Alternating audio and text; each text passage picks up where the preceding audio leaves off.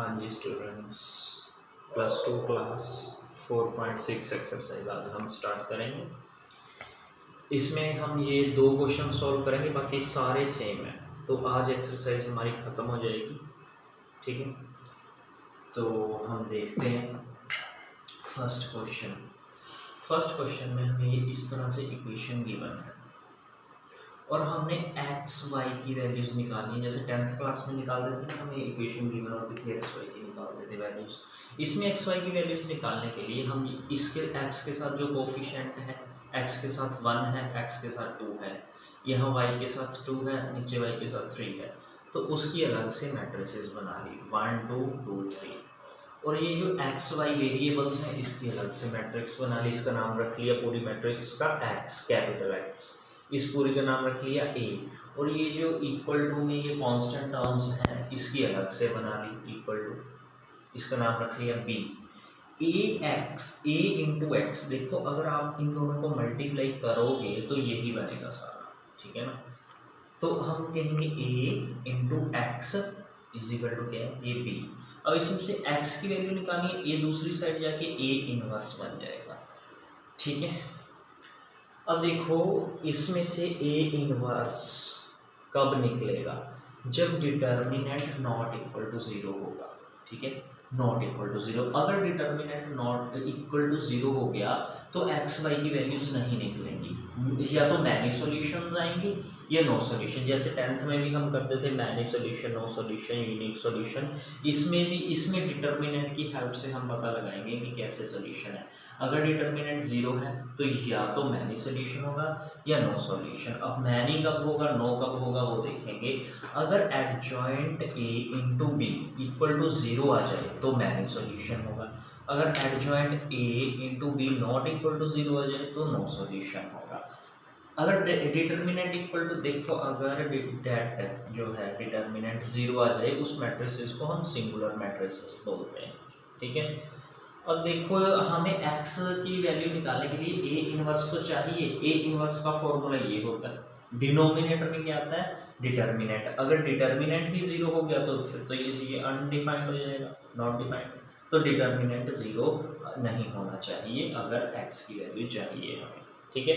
अब हमें यही पूछा फर्स्ट क्वेश्चन में कि बताओ कि इसका सॉल्यूशन यूनिक है या नहीं। हम क्या निकाल लेंगे, ये जो ए मैट्रिसेस बनी है इसका डिटर्मिनेंट निकाल लेंगे। Determinant this into this minus this into this. अब तो हमने बहुत क्वेश्चन कर लिए तो मैंने डायरेक्ट निकाल के रख दिया। माइनस आया, ये नॉट इक्वल टू 0 है तो इसका मतलब इसका यूनिक सॉल्यूशन आ जाएगा, ठीक है। अब सॉल्यूशन आ जाएगा हमें, ये तो पता चल गया। अब एक्स वाई सॉल्यूशन आ जाएगा, मतलब एक्स वाई की वैल्यूज आ जाएंगी। अब एक्स वाई की वैल्यूज कैसे निकालते हैं वो हम नेक्स्ट क्वेश्चन में करते हैं। इस क्वेश्चन में देखो क्वेश्चन नंबर 16 है। 16 क्वेश्चन में हमें गिवन है, कंडीशन ऐसे गिवन है कि हमने 4 kg ऑनियन लिए, 2 kg हमने 3 kg हमने वीट लिया और 2 kg राइस लिया, तो हमारा टोटल बन गया इतने रुपीस बन गए। अगर हम 2 kg राइस लेते हैं, ठीक है, 2 kg ऑनियन लेते हैं, 4 kg राइस वीट लेते हैं और 6 kg राइस लेते हैं, तो हमारे टोटल रुपीस इतने बनते हैं। तो ये क्वेश्चन में हम पढ़ के इक्वेशन बनाएंगे, ठीक है। कैसे बनाएंगे, देखो हम मान लेंगे कि लेट 1 kg ऑनियन की कॉस्ट है x रुपीज़, 1 kg वीट की cost y rupees, 1 kg rice की कॉस्ट z रुपीज़। अगर 1 kg की x है, 4 kg की क्या हो जाएगी 4x। 1 kg वीट की कॉस्ट y है तो 3 kg वीट की कॉस्ट कितनी हो जाएगी 3y। 1 kg राइस की कॉस्ट z है, 2 kg राइस की कॉस्ट कितनी हो जाएगी 2z। तो हमने दिस प्लस दिस ऐसे बन गया। ये सेकंड कंडीशन के थ्रू ये इक्वेशन बन गई, ये थर्ड कंडीशन के थ्रू ये इक्वेशन बन गई। अब इसमें से हमने x y z की वैल्यूज निकालनी है, मतलब 1 kg राइस की कॉस्ट निकालनी है, 1 kg वीट की, 1 kg ऑनियन की, ठीक है। इसकी कॉस्ट निकाल के बतानी है इस क्वेश्चन में। तो हमने देखा कि हमने इक्वेशन पढ़ ली, सारी कंडीशंस बना के पढ़ के इक्वेशन बना ली, 3 इक्वेशंस बन गई। अब इन तीनों में से क्या निकाल देंगे एक्स वाई जेड। अब देखो पहले क्या बनाएंगे हम, वही ए मैट्रिसेस एक्स वाई और जेड के कोफिशिएंट्स जो हैं तीनों इक्वेशन में उनकी मैट्रिसेस बनी ए। अब ये जो एक्स वाई जेड है इसकी अलग से मैट्रिसेस बना देते हैं, इसको हम एक्स बोल देते हैं। ये जो कांस्टेंट टर्म्स है इसको हम बी बोल देते हैं, बी मैट्रिसेस। और हमारे पास फॉर्मूला क्या है, A X is equal to B. इसमें से एक्स अगर निकालना है, ए दूसरी साइड जाके ए इनवर्स हो जाएगा।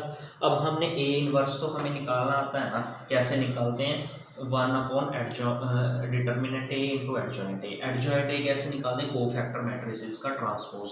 तो ये सारा सॉल्व करके एडजॉइंट ए निकाल दिया हमने। बहुत सारे क्वेश्चन करे हैं एडजॉइंट ए निकालने के, तो मैंने डायरेक्ट निकाल दिया यहाँ ए।